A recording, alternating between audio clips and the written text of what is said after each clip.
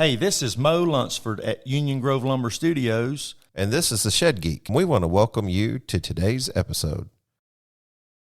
Welcome back to another episode of the Shed Geek podcast. It's going to be a fun episode today. It's probably the weirdest situation in which I've done a podcast. Well, no, that's not true. Me, Kyle, and Sam did one time in Waco at a hotel room. But here we are again using our travels. You know, the guy wanted to charge me $50 for the room. And it wasn't bigger than this space. And I was like, no, there's no way. We'll just use the room. So anyway, I'm cheap, I guess, Chris. Who we got on the show today? Introduce yourself. I'm Chris Ashman, live in Bedford, Virginia, and I own Old Liberty Structures. We build custom-built on-site sheds. We sell sheds for two manufacturers, and we also sell metal buildings. And I also do residential construction as well. Perfect. And then Matt? I'm Matt Eggleston. I own two separate companies, Lynchburg Transport. Do shed hauling, been doing that since 2008, and just recently started selling buildings under Timber Ridge Sheds. And we're right down the road from each other in Bedford, Virginia, so we're technically competitors. So if you see us brawl a little bit during this, it'll be expected. So. Competitors and friends. Yes. Wow, what a novel idea. It's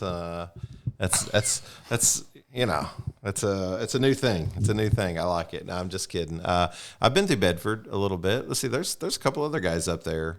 Well, let's see the. We're not friends with them. Yeah, well, you shouldn't be. I mean, that's the right thing to do. Yeah, let's see. Was it Cherokee? Are they up there? Is that right? Does that sound right? No. Or Shawnee Structures? Shawnee No, Structures. don't know them. Okay, yeah, I don't know what I'm talking about. So they're not friends with you either, so that's good. Who is friends with me? Honestly, I don't know. I know I stopped in there because me and Huxman from Shed Hub was running up to New York one time, and we stopped in there at Bedford, and we stopped at a couple different places, but we almost got snowed in. And about 3 or 4 months later, I was back up there because of James Pate. He runs Creekside out of there, and we did a interview with him, and he was kind of connected with the Challenger guys and that. So we stopped him by there, and he's got an awesome place and makes awesome trailers. And we started building the connections between like Mott's and PD Weaver and how PD started out with there. And man, I'm constantly, because I'm not like Anabaptist, I don't have like the Mennonite or Amish background.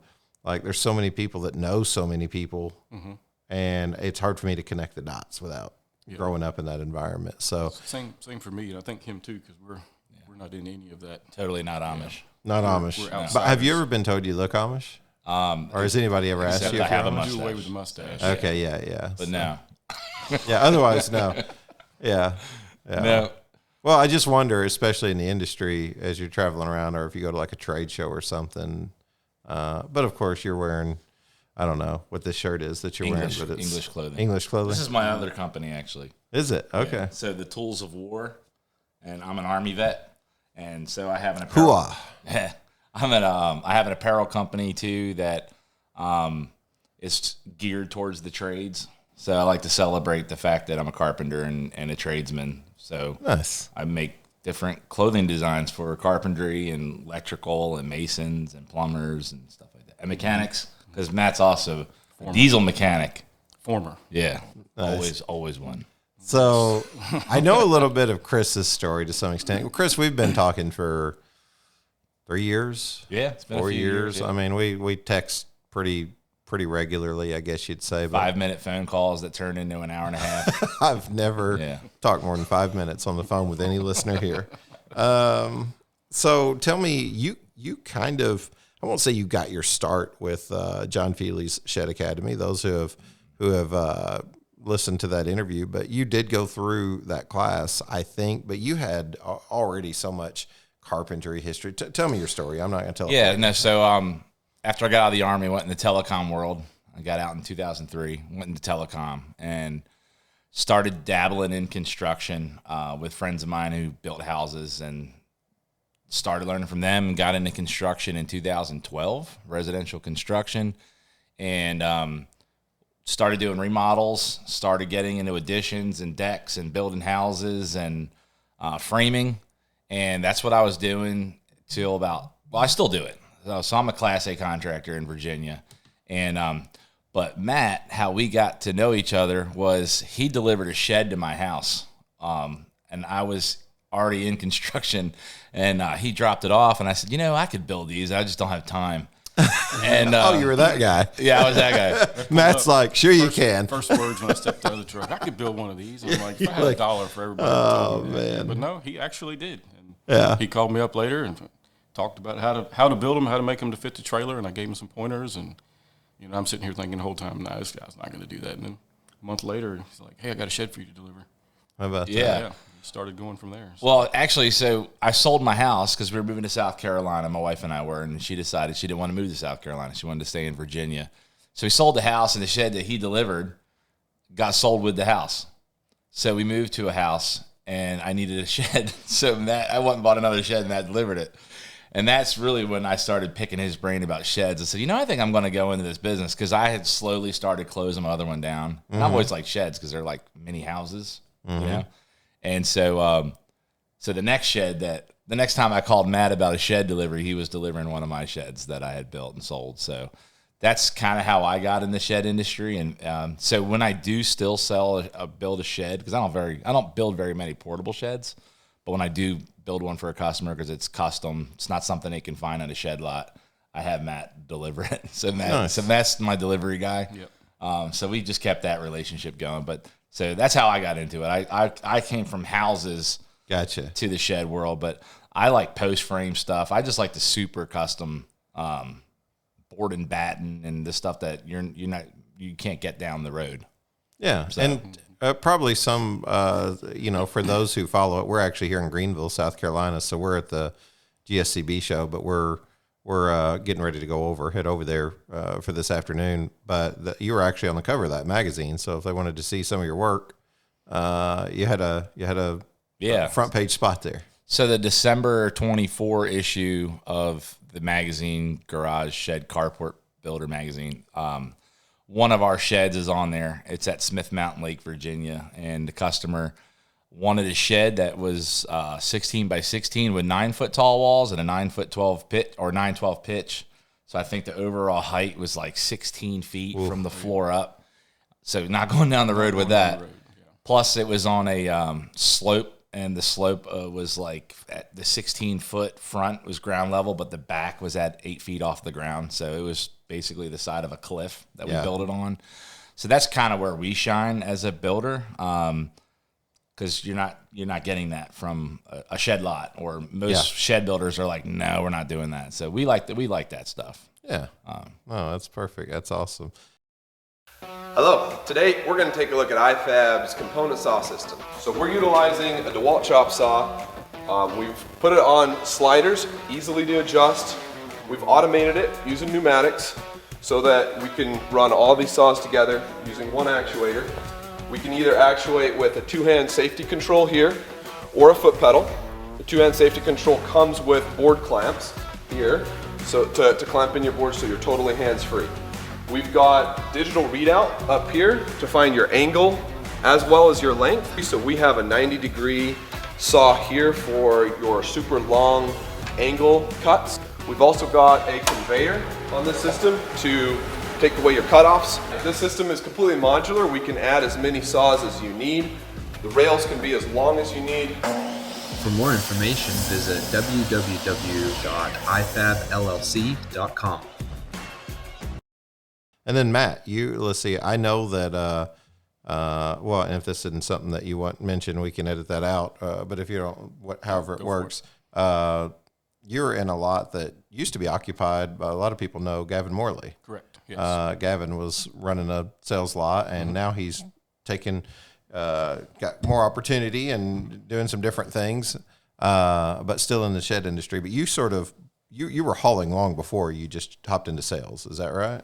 Oh, yeah. Yeah, so I got started in 2008. I left the automotive world. That definitely, I enjoyed fixing things. I enjoyed the service aspect of it for sure, but it's just the whole general realm of how the automotive industry works, and it wasn't for me. It was changing me as a person, and I didn't like that. I had a friend who owned a shed lot, and of course back in 2008, there wasn't a whole lot of contractor drivers around. It was mostly you owned a sales lot, you had the inventory on wholesale, and you had your own truck and your own delivery equipment. And he had a driver that was in the Air Force and was being reassigned to North Carolina. So he knew he was going to lose him in a few months. So I told him, I tell you what, I'll come drive for you for a little bit and haul some sheds until I figure out what I want to do.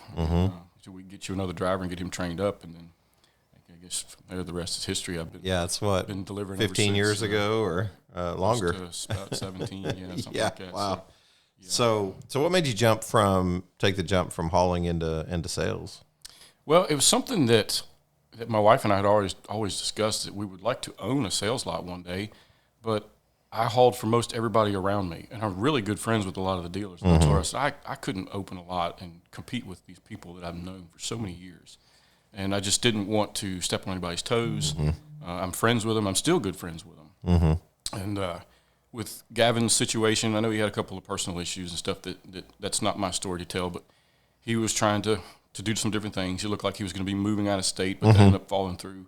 And he decided to go a different route. And rather than close that sales lot down, I told the Amish company that I was hauling for that lot, I said, why don't you give me a chance to run it? I've always wanted to do this. Worst case scenario, we shut it down in 9 months anyways. No big deal. And he's like, sure, go for it. So we took it on and we've been trying to sail it ever since. So. Yeah, it's seeing the cross between hauling and sales, and like some of what maybe I'm wrong here, but I feel like I've seen more guys jump from hauling into sales than sales into hauling. I don't know. I've noticed that trend quite a bit in the last few years. Yeah. I tend to think maybe a lot of it is because if you already have the skill of hauling, if you don't know how to sell sheds, you can typically figure it out, learn how to sell sheds, but you're able to conversate with the customer at a much more high level of like what can be done for transportation wise. Because the salespeople, we leave that out a lot. Well, half of sales is product knowledge. Yeah. And as a hauler, if you don't understand the product you're hauling, then you're really not good at it either. Yeah. So it's kind of, if you've been hauling for a while and you understand the product, you understand how they're constructed and how they're set up and all that, you're already halfway there. So. Can I add to that? Sure. Yeah. So I had a shed lot as well, and I got out of that because I didn't enjoy sitting at a shed lot all day long. I like swinging hammers around. But while at the shed lot, we live in an area that's not flat, right? We have mountains and we have a lot of rock, and just Bedford County in Virginia is right along the Blue it's Ridge flat Mountains. on one side, and we're on the east slope of the Blue Ridge Mountains, and then the other side it's pretty hilly and stuff. So that all being said, a lot of times you get customers that come in, they don't know whether they can have a shed delivered to their yard or not because the terrain, access, or whatever. For Matt, so I would call Matt, I called Matt a couple times because when I had my shed lot, we had factory drivers, and if they said we couldn't get a shed in, I would call Matt like, hey, do you think we can get a shed in or not? And he would look it up on the map and be like, oh yeah, we can get that in, no problem. There's been times where Matt would pick up a shed without his mule, and I'm like, bro, I think you need a mule to get the shed in there. And he goes, nah, I looked it up on Google Maps. I don't need a mule. And he didn't need the mule. And I'm like, wow. Okay. So I think that's a huge benefit for him running a shed lot is he's able to sell sheds that other shed lots would basically say, oh, we can't sell you a shed. We can't get the shed in there. Yeah. So to me, I think that's valuable. No, it's a great value add. It's a great value proposition to have as and just another product based off of your history of, it would be a lot harder for me to start learning how to deliver sheds. I've been on some deliveries. I've even carried some block. Look out, guys. Yeah. I'm an honorary shed hauler because I carried some block. But no, we tried. We had a truck and trailer and mule. We ended up hiring somebody to do that and realized it wasn't our space to be in pretty much immediately. Like the sales and marketing was more our area, but I think it's easier to transition once you already know that craft into sales than it is for sales to learn the trade of hauling. But we've talked about it several times on the show before, and I'm assuming you guys agree. It's really just good for those personalities to connect because you at least need to take a ride with a shed hauler once a year to kind of see what they do if you're a salesperson, in my opinion. I've had some fantastic dealers that I've hauled for in the past, and some of them not so fantastic. I think Yeah. anybody that's hauled for any length of time has had both sides of that. And the ones that have been really good to work with have always been very cautious about what they'll tell the customer. They're not going to overpromise them anything.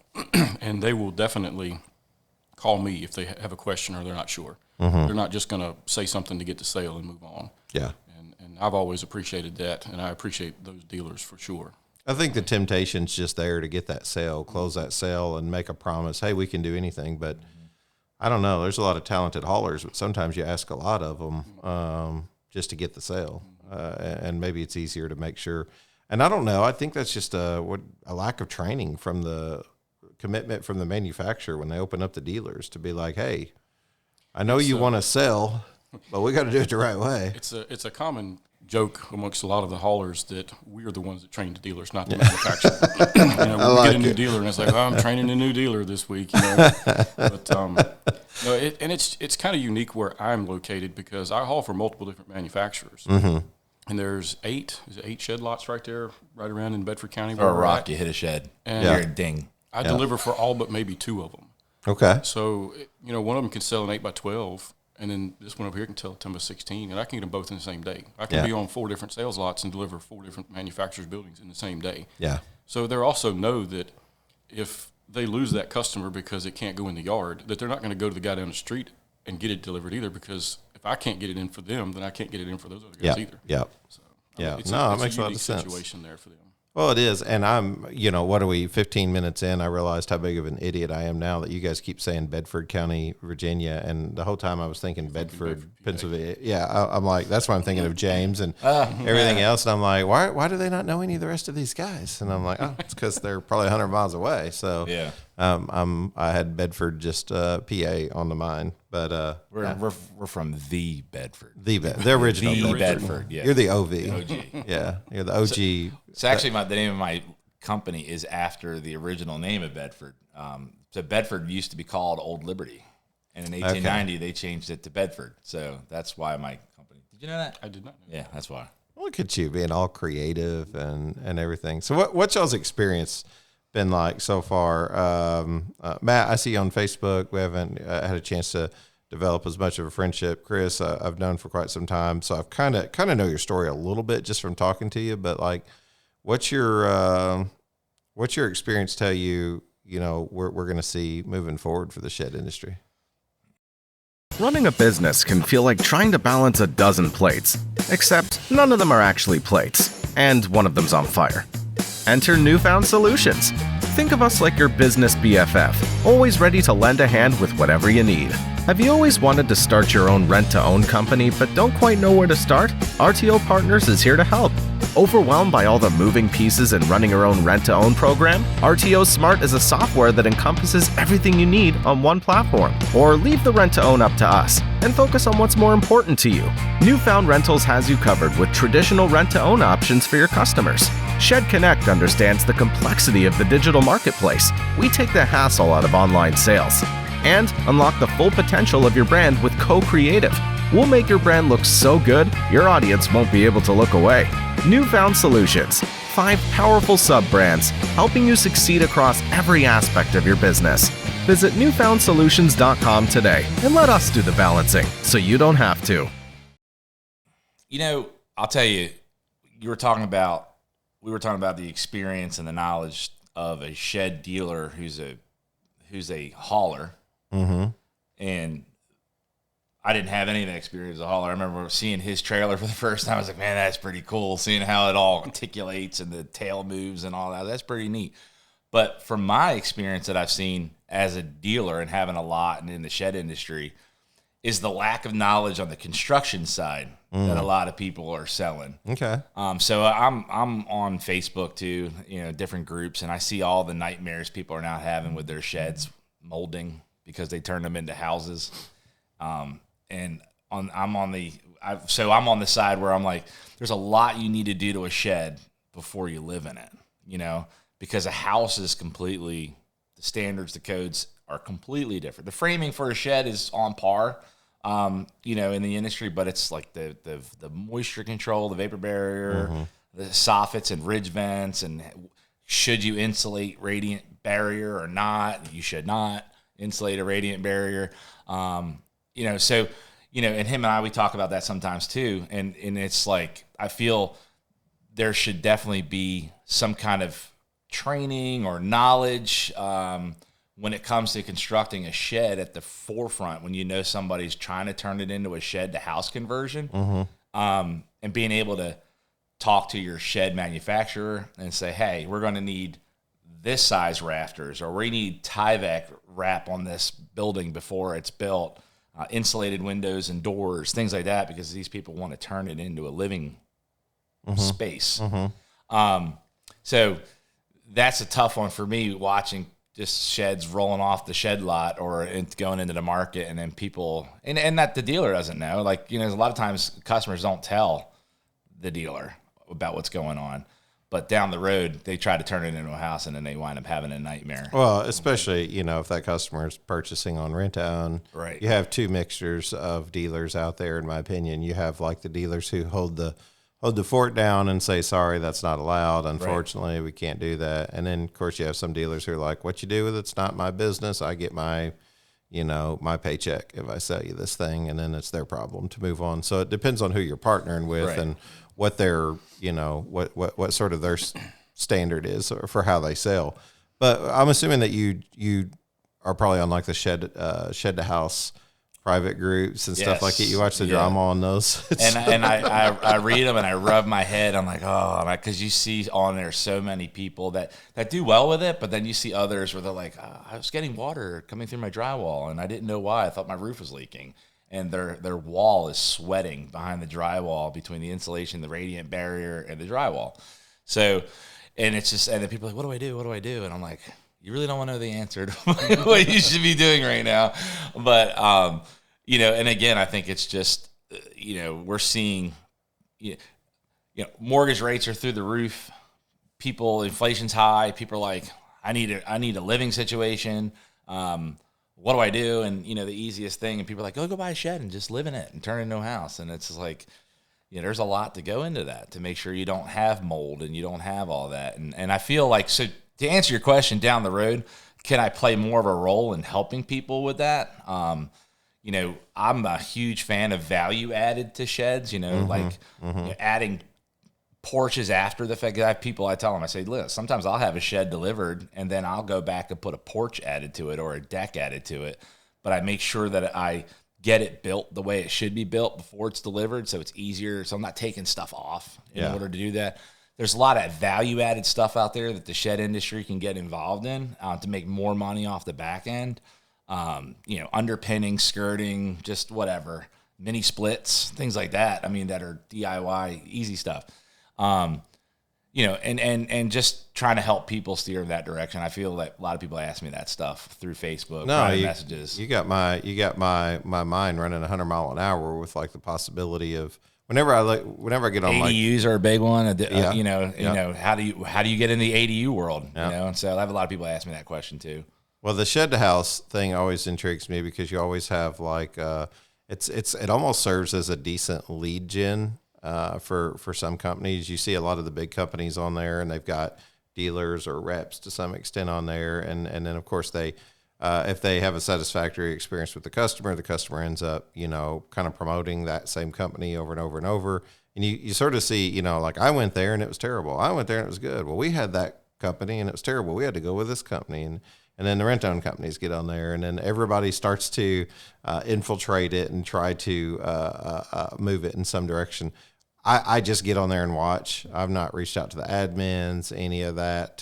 But I wonder how much do they know about shed construction or the shed world, or is their passion really just trying to explain how to turn a shed into a house and making sure to do so if that's like a full all-out cash purchase versus rent-to-own? Do they even know? That's why a lot of these buildings go missing, or people, fill them up, or with electric and plumbing and everything else, and then they shade tree it. You know what I mean? So it's not done right. Mm-hmm. Why would you even want it back? Because you got to tear everything out and gut it and start over. Yeah, it's got black mold all in the walls. It's. So what you're saying is like really intriguing to me because I'm thinking, wow, why aren't customers being educated on this if they are able to cash buy and then turn it into something, or if they're able to finance and more traditional finance, because rent-own's not going to allow them to live in it. But like, if they can do it, why don't they have a place, a blueprint, a book to go to, some kind of place, a podcast, whatever, information? Well, there is. So in the International Residential Code, Appendix Q talks about tiny houses and the square footage. So anything 400 square feet and under is considered a tiny house. So that fits most sheds. But the code, the only thing it gives variance on are ceiling heights.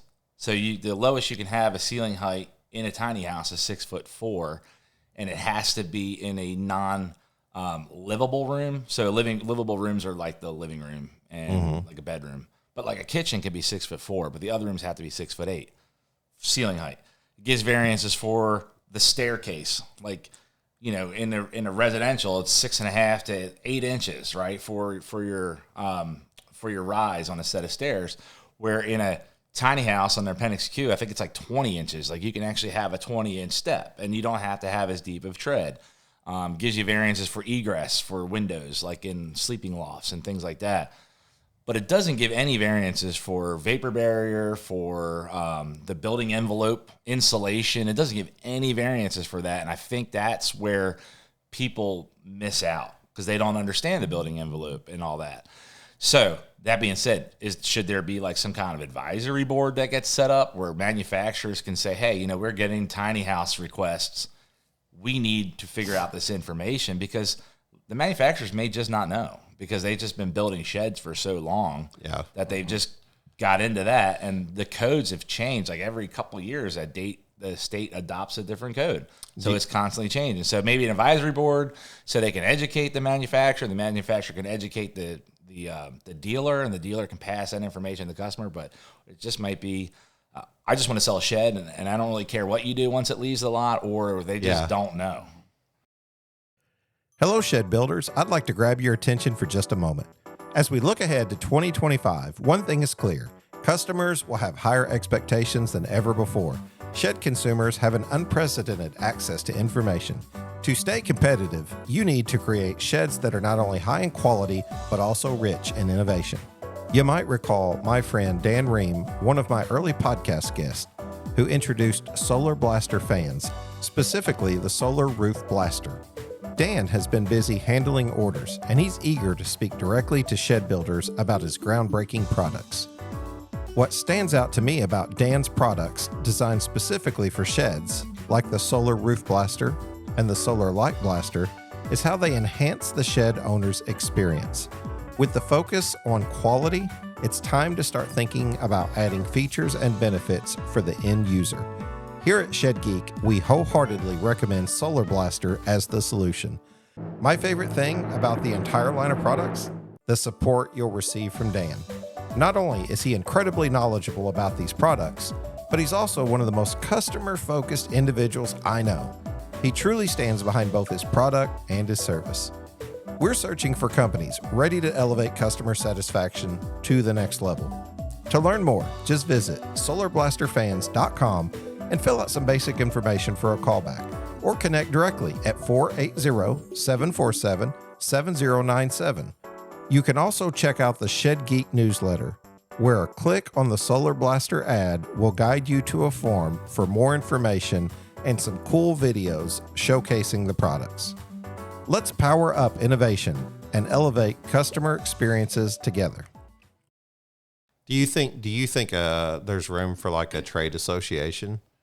There could be. I mean, I talked about it with Jared Ledford, who's going to be doing the Steel Kings podcast, and they focus a little bit more primarily on like your steel buildings and things like that. They sell sheds as well too, but he's just always, like, look, I'm not going to do it. I don't have the time. There's just no way. I mean, I'd love to do it. I'd love to organize something like that. I think it'd be awesome. I think it's needed too.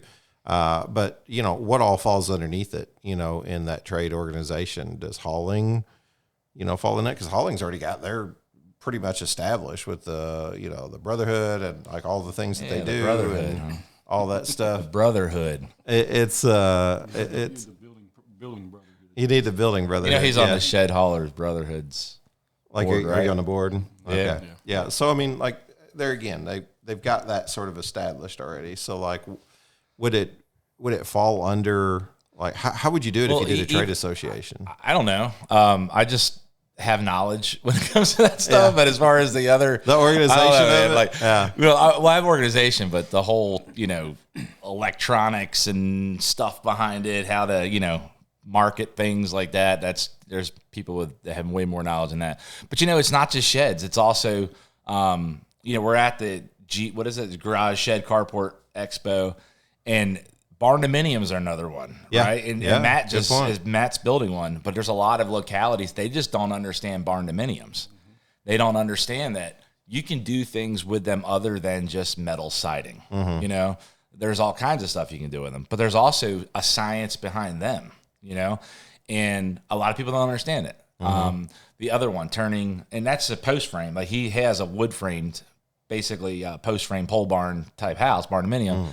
But people are now buying metal buildings to turn into barn dominiums, and what do you do for that? What's the risk code? They just don't have the information. Right. And so, but the metal building companies are trying to figure out, how do you cross that bridge? How do you transition from people who just wanted a garage, and we have crews that just go out and throw these buildings up because they're used to that, right? It's assembly line mentality to, well, I really want like a stone wainscoting on my building, and then it just comes down to halfway with metal with Z, and they're like, our install crews can't do that stuff. So do they engage in more relationships with general contractors that they can link with and say, hey, you know what, this person wants a barn dominium, we're going to design one for them, but our crews can't install these because they're just not there. Is that something you do? I don't know. I think there's a world. I feel like America's kind of moving past the stick-built frame. Well, not moving past it, but it's slowly getting to where a lot of more and more people are wanting their barn-do or a tiny house or a shed conversion or what have you, or a Connex container turned into a house. That's another one right there. I feel like maybe it's the unconventional living conditions. I'm curious. Do you guys see it? Well, because you have sort of like a barn-do home. So, like, do you think that people see it as a more of a price point thing? Because it's not necessarily like cheaper to go that route. So it's not a money thing, right? I guess it depends. For us, it was a little bit about price. We paid somebody to dry it in, put the main frame up and dry it in, and then from there, I'm doing the rest myself. But I have the skills to do the plumbing, the electrical, and the inside framing and all that. So, but not everybody does. For us, it was about price, and we liked the long term. Metal roofing lasts practically forever if you take care of it. So that for us was what we were after, was something that was truly low maintenance. And this hopefully is our forever home. So we were trying to do it right and take our time and go about it. Well, and I guess, you can build a house the way you want it to anyway, but there's so much space inside of something like a barn-do. So your whole roof load is sitting on the posts. There's no interior load bearing walls. We could put the walls anywhere we wanted to. There is no. You could set them anywhere, design them anywhere you want to. Right. So when you're building a more traditional house, a stick built house, you have to frame the walls and the interior walls before you set your roof. With a barn-do, you can set all your exterior walls and your roof and get it completely dried in and under roof before you even worry about the inside. That's, and then once you're in there, you could say, you know what, and you get a good look at it. You can say, I don't really like the floor plan that I thought I was going to go with. Let's go ahead and bump this room, make this size, or let's move our kitchen completely over there. I'm like, well, the hard part about that is you already have your plumbing in the floor, but sometimes you pour your concrete even after the walls are up. Ours was that way. So you can literally even do all your rough plumbing in the floor still before you pour the final slab. We were out there digging trenches, putting pipe in, and it's pouring down rain outside, so we were perfectly fine undercover. We needed to do. No, it's you can see why, especially more rural America is moving that direction. Obviously you've got, things that you got to accommodate in HOAs and things like that. But we're looking at doing possibly in Virginia near the lake a barn dominium subdivision. Okay. So it's basically, that's kind of something that's in the works. It's pretty cool. I'll tell you about it on the car ride home. But yeah, so it'll be we're talking about it, and it's a little subdivision that would be just barn dominiums. No, I think it's awesome. Yeah. There's nothing but potential whenever you're in the carpentry trade in general, because you can cross promote into other areas. If you're a home builder, a lot of home builders have called us and talked to us and said, "Hey, we listen to the podcast and want to know a little bit more about how to get into sheds, just because they're maybe starving for work or growing or whatever it is." And they're like, and vice versa, I'm assuming. But if you're in carpentry, you can kind of figure it out pretty quick from one to the next. What's interesting to me is like the metal. Like we were doing a marketing presentation at a dealer day yesterday. It's the reason why we couldn't make it down for the first day of the GSCB show. But that company is actually, rolling their own metal now. They've gotten large enough to roll their own metal, and they're like, "Hey, we're rolling our own metal. All we got to do is start throwing that metal on these square tubes." They got to figure out square tube. Of course, they purchased a VersaBend from one of our advertisers, Wendell Hostetler there at VersaBend in North Carolina. And boom, now that you're rolling your own metal, you can take care, it's a lot cheaper for you to just roll it out for your own sheds. Now you can also have a whole carport division. Yeah, so I just ran into another guy and his son yesterday at the show. They're in Madison Heights, Virginia, and they were just signing the deal for a rolling machine, forming machine. Mm-hmm. They want to start roll forming metal near us in Virginia. Mm-hmm. So I got his contacts. I was like, well, there's nothing wrong with having another price option. So I kind of see that trend too, because being in the metal building world myself as a dealer, around us, there's one location where all the metal comes from. And sometimes it's really hard to get a grip on customer service. Yeah. Scheduling's tough because we're hours from where the metal's coming from, Mm-hmm. So for us, it's really hard to kind of control a job, schedule a job, or even, deal with the customers like, oh, they didn't show up today. Oh, they didn't show up today. And so I think having more manufacturers spread out, kind of like the shed industry has started doing, you can be more productive because there's more install crews in other areas of the country than just one area of North Carolina that could be able to do building. So I think it would help out the metal building industry having more manufacturing scattered around the country to help with that.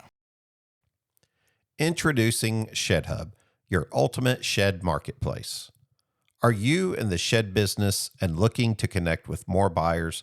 Look no farther than Shed Hub.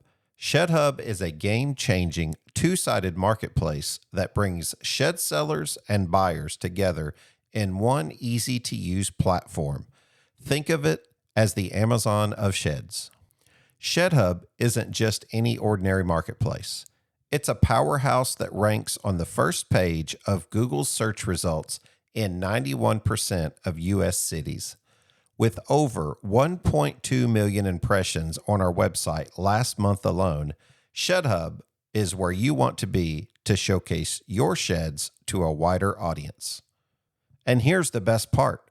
For a limited time, you can join our exclusive Next 500 plan for just $39 per month. Simply head over to geek.shedhub.com to sign up and start attracting more shoppers to your shed listings. As the Shed Geek, I am here to endorse Shed Hub and invite you to join me on this journey to boost your shed business. Whether you're struggling with website visibility or simply want more eyes on your product, Shed Hub has got you covered. Don't miss out on this opportunity to supercharge your shed sales. Visit geek.shedhub.com today and make your mark in the shed industry with Shed Hub. I think it even goes, Matt, beyond just metal. I mean, a lot of these guys are getting into trusses or have been in trusses for a long time. I mean, there's just, you can be a shed builder and still have multiple other things going on that simultaneously kind of benefit the purpose for which you might buy a metal roller or something like that. I mean, those are an investment. Yeah, it is an investment, but like any tool, if it's used in multiple industries and you purchase that tool for your industry, and then you start realizing, hey, now I can actually make a little extra money or, whatever with this side too, and kind of diversify yourself with what you're doing, have multiple streams of income from different areas. So set up a carport division, do it right. The carport side's always seemed to struggle. So if you can provide the customer service and the logistics of making it happen, and I say they've struggled. I mean, there's some good companies out there, don't get me wrong. It's just that, we've all heard the horror stories of the customer service side.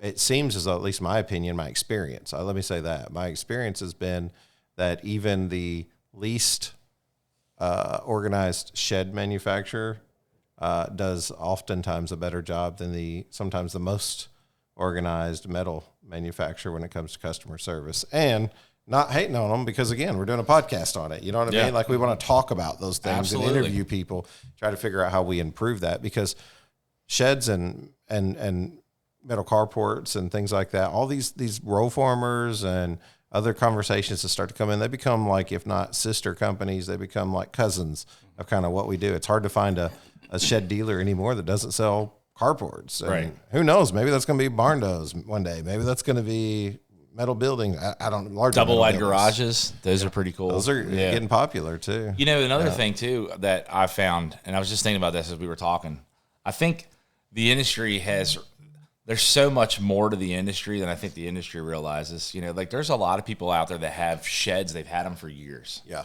And they're like, man, I wish I could have that on my shed, because that wasn't available then. Right. And they're like, well, where do I go get that type? And I can explain more about that off podcast, because it's kind of ideas I have. Sometimes you got to keep some things protected. Yeah. But I'm going to go back to the metal, because when I was a dealer and I had a lot, I had metal buildings on my lot. And I've had countless people that would come up to me and say, I have an old carport and I want to enclose it in, but I don't have any metal studs on the end to make a garage out of it. What do? I always steered them towards just framing it in wood. But they're like, no, I really want the base rail. I really want the metal. But it's like, you cannot, where do you go get that? You know what I mean? So that's another reason why I think more manufacturer facilities that are more regionally located. I could tell a customer, hey, you know what? I'm in Bedford, right? There's a guy in Madison Heights that manufactures building. You can go get legs from him and base rail and metal and finish off your building. Mm-hmm. But nobody's driving to Mount Airy, North Carolina to go get that material, because they might be 3 hours from there. They're like, hey, and how am I going to get it home? You know what I mean? Mm-hmm. But a guy in Madison Heights who's like 45 minutes away from us, he could just drop it at the guy's house. You know what I mean? So just kind of those accessory things, because people have older stuff and they want to be able to upgrade it or finish it off themselves instead of buying another building. I don't know. It's just a thought. I like it. It really depends on, like, to me, on if you're sort of have like that. I'm a new construction mentality kind of manufacturer, or I don't mind doing remodel, right? Because you kind of got to hit somewhere in between those two. And let's say that you're the new construction mindset. So you're a new construction mindset dealer, meaning I only want to sell you new stuff. If you come in and you're like, hey, how do I get these the uprights here to go on the end? You know what I mean? The square tubing. How do I get it? And then I got to know what the order was. Was this 2.5 inch? Was it 2 1/4? Was it 12 gauge, 14 gauge? You got to have at least a little bit of knowledge, or you maybe have to go out and look at it, which, you know what, honestly, it should blend well enough anyway, regardless of which one it is. But it's like, do you want to deal with that? Because you could be a shed manufacturer and you could just buy a whole bunch of that square tubing and keep it around. That's a nice little extra job if you want to put in the work. Mm-hmm. I know dealers right now that like sell metal, and they get the rent-own company to sell, and they say, hey, we'll go take it down. If the company won't, we'll go take it down. Mm-hmm. You got to label everything, got to line the screw holes up, right? For it to go back up. But they'll go out and they'll buy it for pennies on the dollar, and then they'll go out and like move these things. Or the other thing, but they're not afraid to work, right? Or the other thing is they want to add a lean-to to an established metal building already. No metal building company is going to go add a lean-to somebody else's building. Yeah, right. They want all new work, right? Well, but if you had somebody who would be willing to go do that and they get the parts to do it, there's a niche for that company. Yeah, that's something that's untouched. All of these industries are geared towards efficiency. So everybody is subcontracted. You know, the installers are subcontracted, dealers are subcontractors. So just like the shed industry. And something that you can't control is the remodel side. There is no set time frame where this is going to take this long, it's going to take this amount of materials. There's no way to gauge that. And when you're running with new stuff all the time, everything is set. You know the set size and the set price for this and that. And it's hard to be efficient when you're doing the remodel side.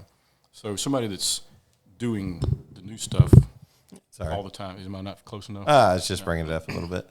Somebody that's doing new stuff all the time doesn't want to deviate from that because it totally wrecks their momentum, I guess is what I'm saying. Yeah, no, I get it. I think there's I don't know if a trade organization is the answer to all of the things that we're discussing today, but there's got to be somebody who has look, the information. If you have the information, you know you can make a living off of that. It's really just about like trying to figure out how to navigate getting in front of people. Yeah. People have questions that you guys are talking about here all the time, but they don't necessarily have one source of truth to go to get that answer. You got to have a book. You got to have a audio book, a paperback book, a podcast. You got to have I'm trying to think of magazine. Other outlets or ways that you can get the information and the content out there. A course.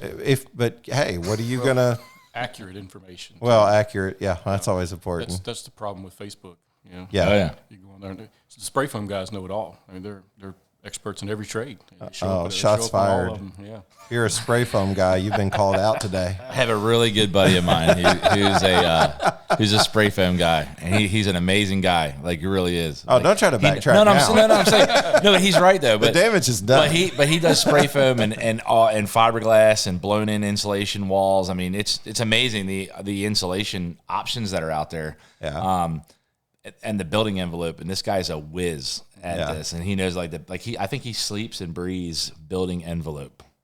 He's my go-to guy. So I feel like that's the cool thing is like you have to have the go-to guys in your pocket and establish those relationships. Like Matt's my go-to guy when it comes to hauling. Or when a customer's asking me, hey, do you have blah, blah, blah? And I'm like, I don't have a lot, but I know a guy who does, and he might have it. And just kind of being able to piggyback those relationships. And, my insulation guy who knows the building envelope.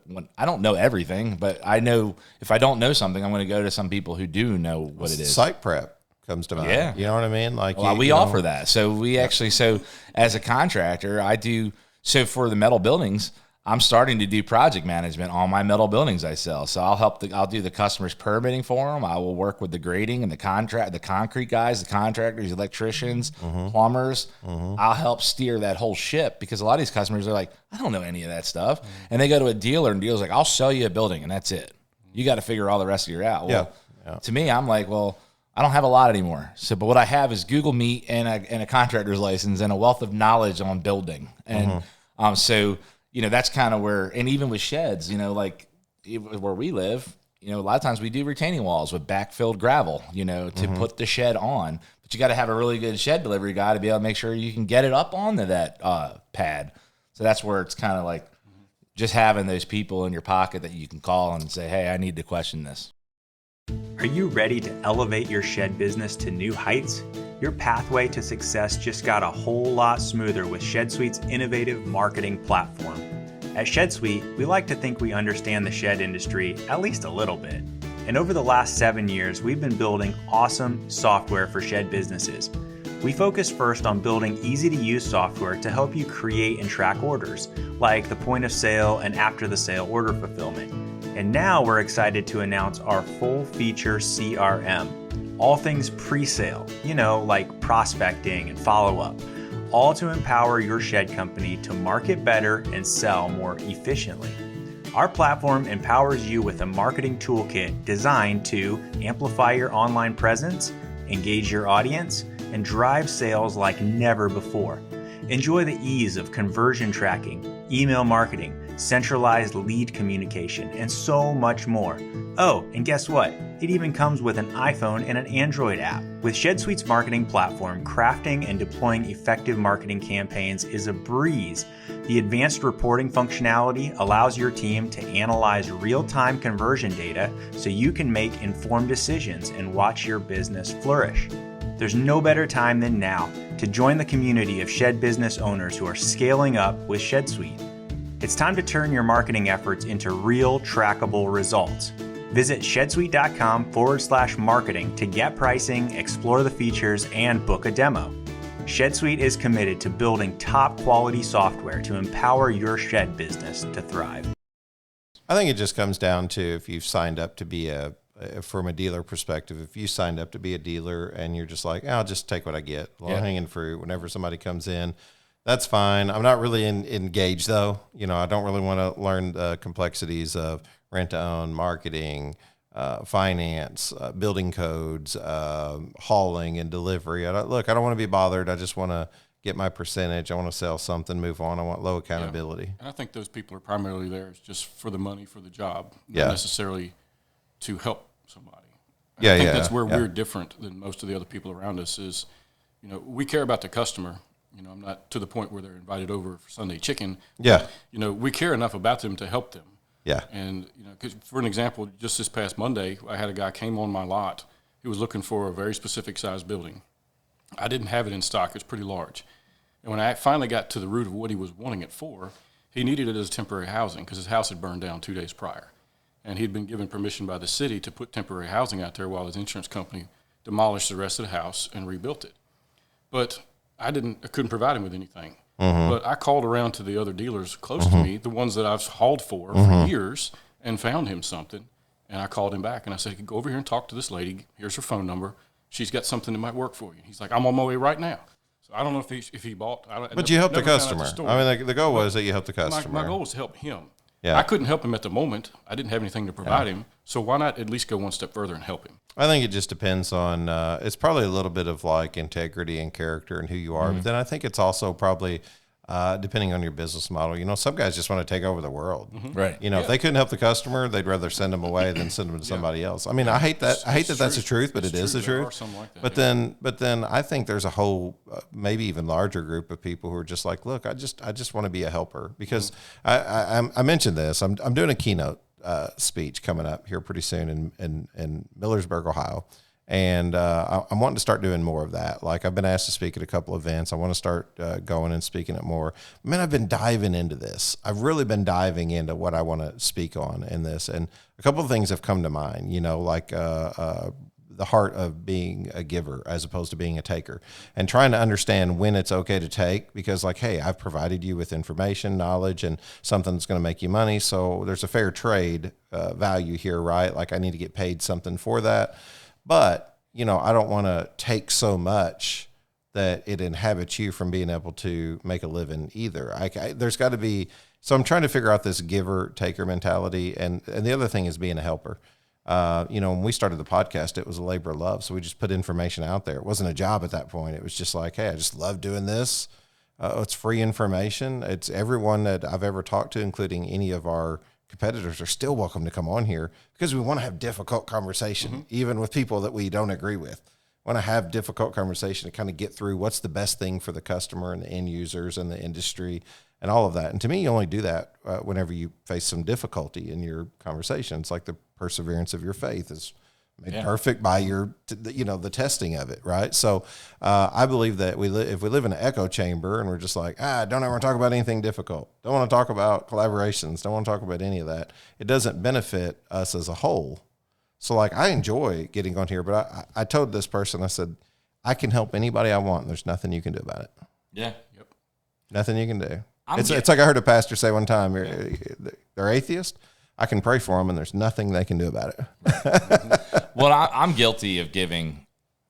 I wouldn't say I'm guilty, but I'm guilty in the sense that I do give a lot of information out to people and don't expect anything in return. I have people that call me with building questions in the shed industry, that are younger guys. You mentioned earlier about the group.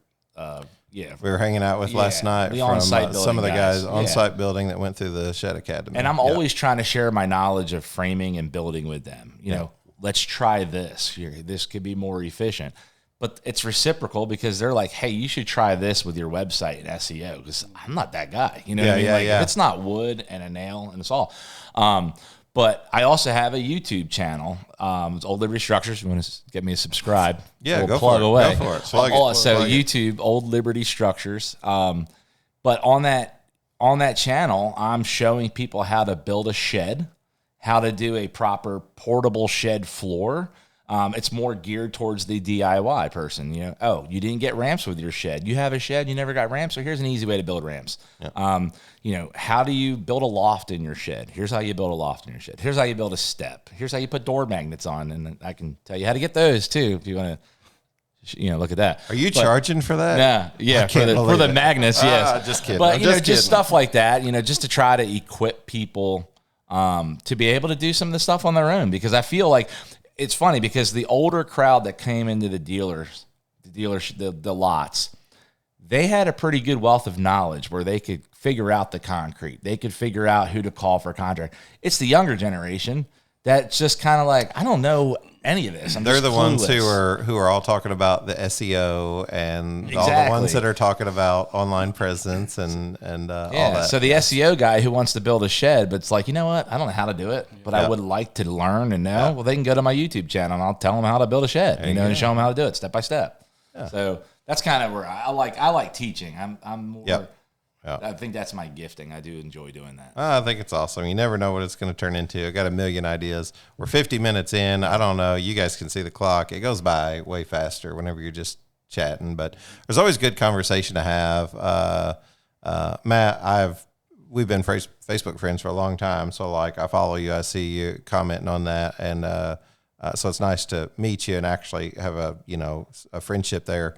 And, Chris, I've known you for quite some time. So we talk a lot on the phone, but just excited to see what the future holds for you guys and the industry as a whole. It's really been fun, man. Like podcast is coming up on 4 years and I never expected that. Like, awesome. It's just been fun, to me, these moments are fun because someone can call in, they can listen to this today and hopefully they can get some valuable information and then cost them a thing. And like, that's what we want to do. Continue to provide that space, provide content that's helpful for you to want to listen to. So appreciate it. With guests like you guys, it makes it easy. Yeah. Yeah. Thank you. Yeah, we appreciate the opportunity. Yeah, well, let you guys get over to the show or whatever you're doing today. We're going to head over there and then go line up another interview. So appreciate you being on today. It's been a lot of fun. Thank you. All right. Thank you. Hey, this is Mo Lunsford in sunny Union Grove, North Carolina, and we want to say thank you to all the guests and listeners.